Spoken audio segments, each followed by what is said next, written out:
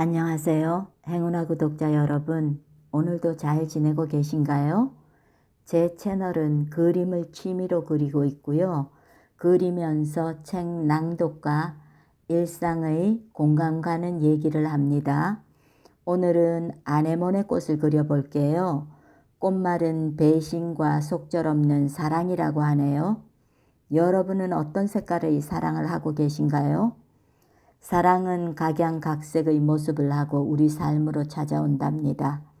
우리가 느끼고 표현하는 사랑은 좋아하는 것, 친절과 배려, 기쁨, 아름다움, 행운, 설레임 등 좋은 것들이죠.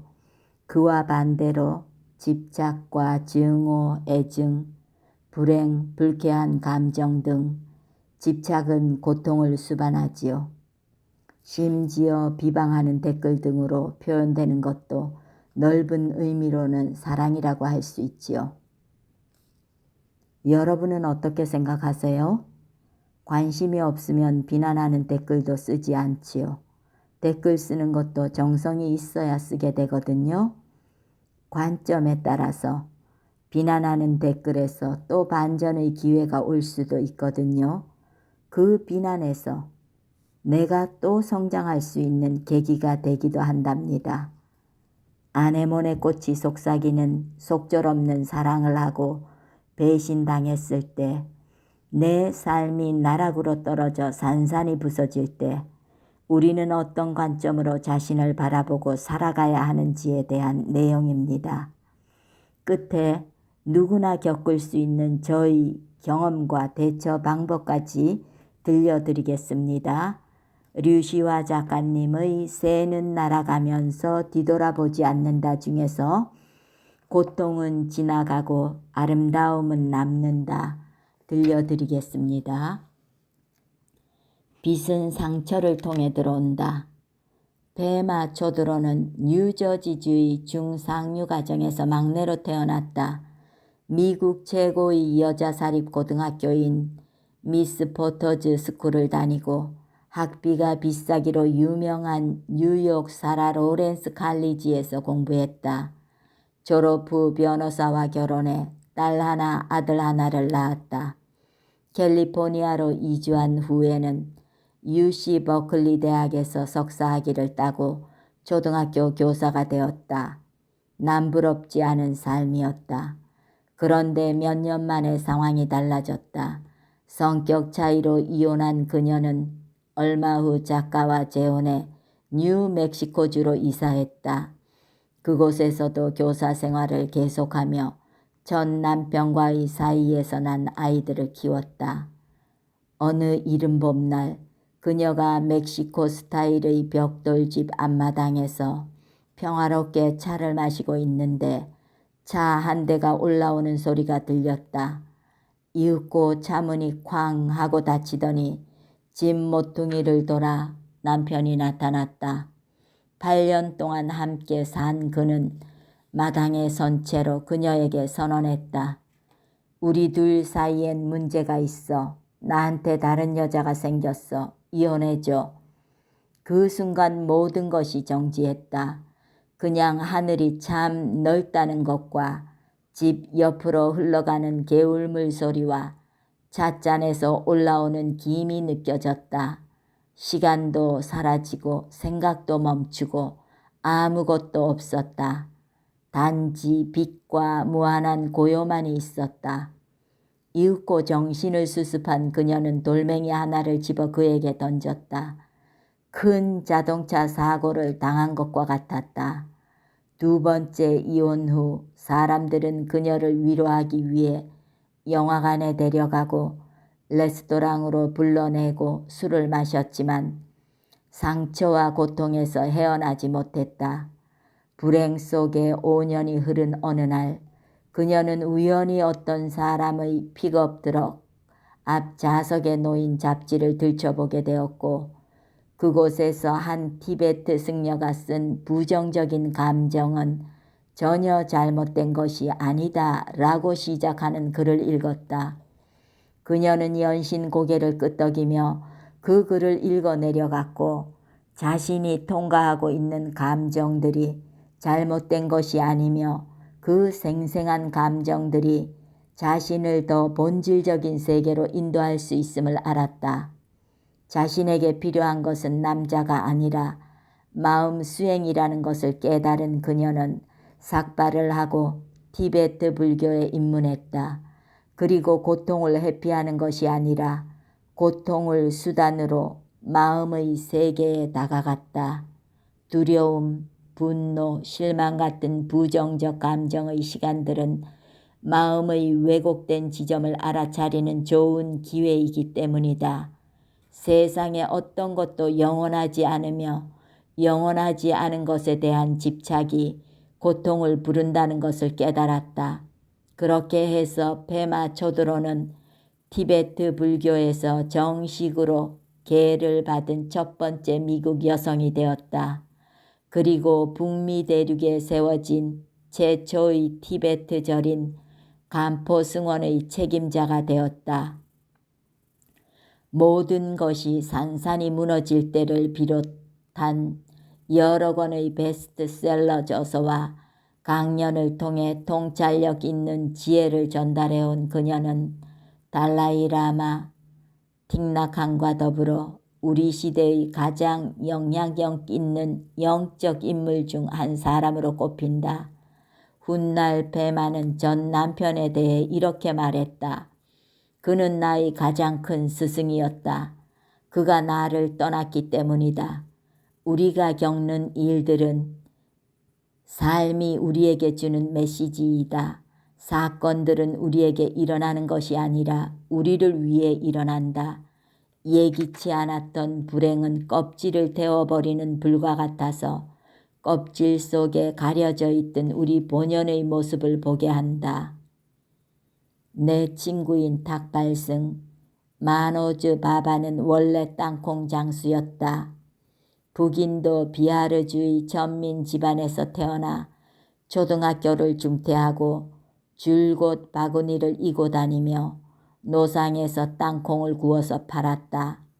20살에는 인도 도시에 새빵을 얻어 혼자 살면서 치니야 빠땀, 맛있는 땅콩을 사세요 를 거리마다 외치며 다녔다. 얼마 후 고향 옆 마을의 처녀와 중매 결혼을 했다.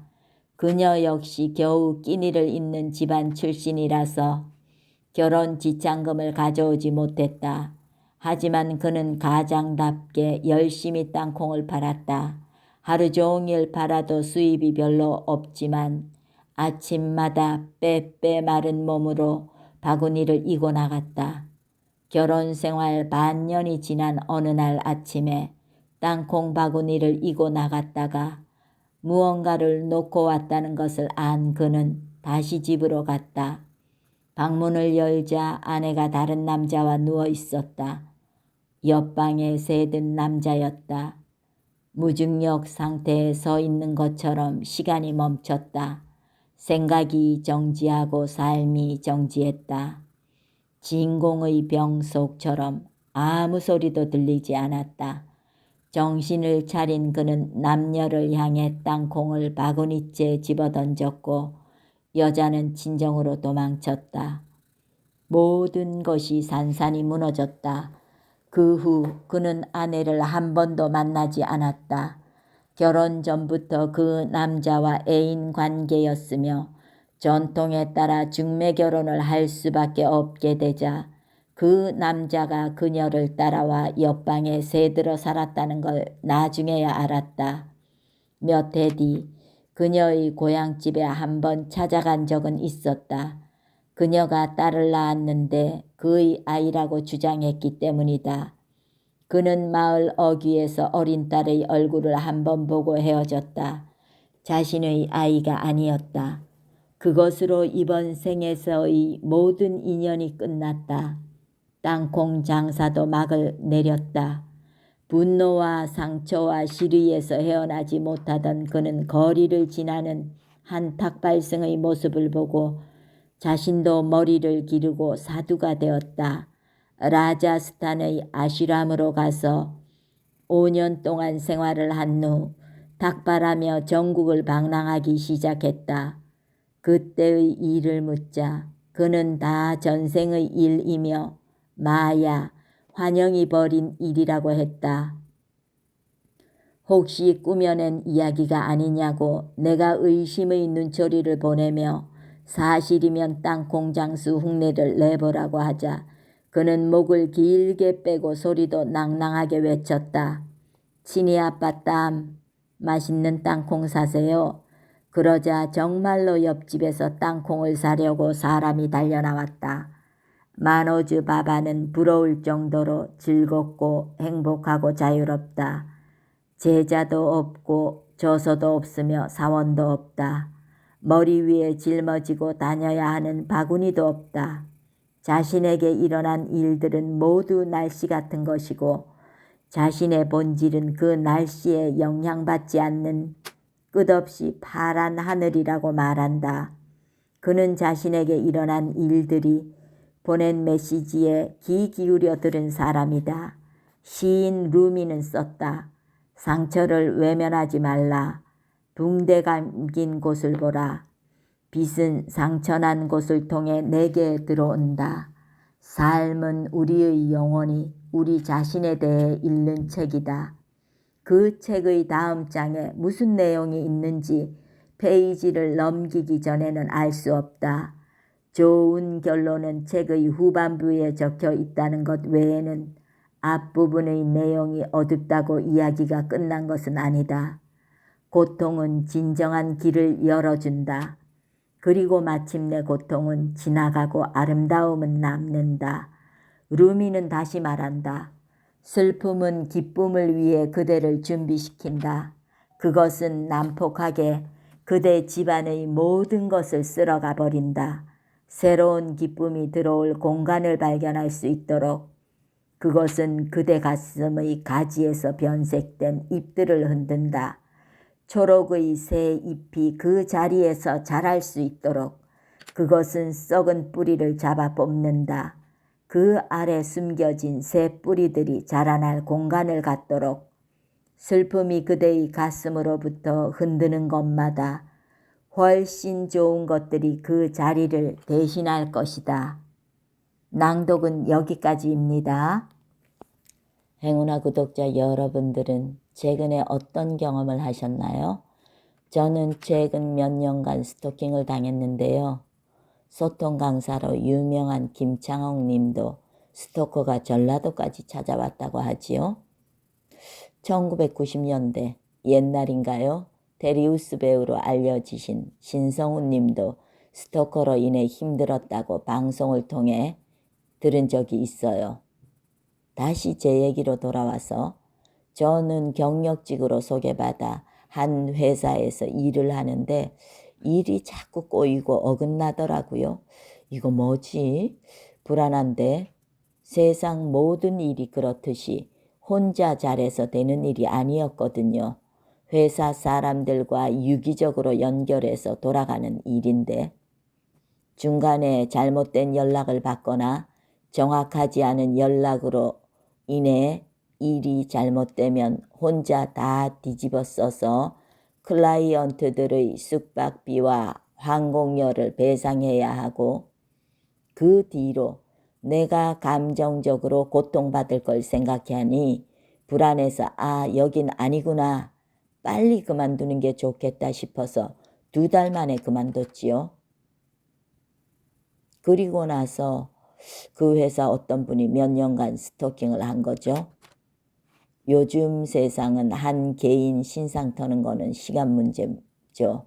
그러니 그 똑똑하다는 대학 교수님들도 보이스피싱을 당하는 세상이기도 한데 나는 평범한 사람인데 왜 나한테 이런 일이? 라는 생각이 들더라고요. 그 시기에 운이 안 좋아서 그런 성향이 있는 사람한테 부딪힌 거지요. 우연히 교통사고를 당한 것과 같은 이치라는 생각이 들더군요. 우리처럼 평범한 사람들이 어디 가서 뭘 얼마나 잘못하고 다니겠어요? 저는 신상은 물론 전화 도청까지 당한 적이 있는데 그 기분이란 나의 모든 사생활까지 발가벗겨져서 투명한 통유리에 갇혀 감시당하는 느낌이었어요.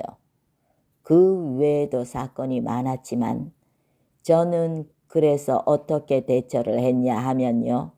첫 번째로 인터넷을 완전 차단한 투지폰으로 바꾸었어요. 지금까지 5년째 쓰고 있는데 좋은 점은 보이스피싱과 스팸이 자동적으로 차단된다는 거예요. 스마트폰 없이는 살 수 없는 세상이니까 스마트폰은 와이파이로 사용하고 유튜브는 프리미엄을 써서 보고 싶은 채널은 오프라인으로 저장해서 사용하면 지하철이나 버스 등으로 이동할 때도 아무 문제 없이 사용합니다.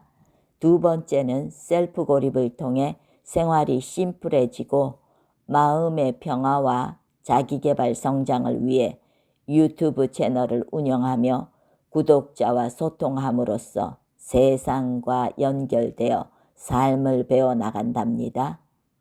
스토커 덕분에 저는 꽤나 단단한 사람이 되었어요.